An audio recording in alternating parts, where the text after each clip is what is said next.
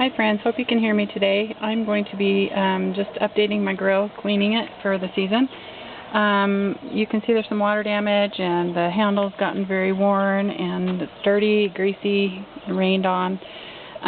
Basically teak oil, I use it on my garage, I use it on my trailer, I've used it on my kitchen cabinets, and now on my grill. It was getting really oxidized. You can see the handle. I just was going to do the handle, and then I thought, well, this is metal just like the garage door. Well, this is plastic, but so I just started polishing it, and it's looking great.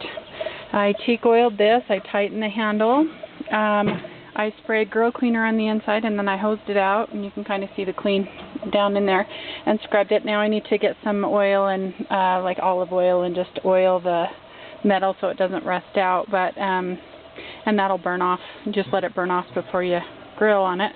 But I don't know how the teak oil will do on the cast iron on the top. I'm going to try it and then just let it burn off for a minute when I turn it on, but it's looking great. I got it all hosed out in the bottom, all the goo out from underneath, and I have replaced the burner once already, and I've also replaced the ignition switch, so it's sticking out a little bit. But you can see how this side is nice and shiny and this side is dirty. Just take some teak oil, it takes the grease right off. It's just picking up that greasy stuff really well. Anyway, I just wanted to share that with you. And like I said, if you're going to don't put this on the inside of the grill at all. Use olive oil or something that is human, not toxic to humans.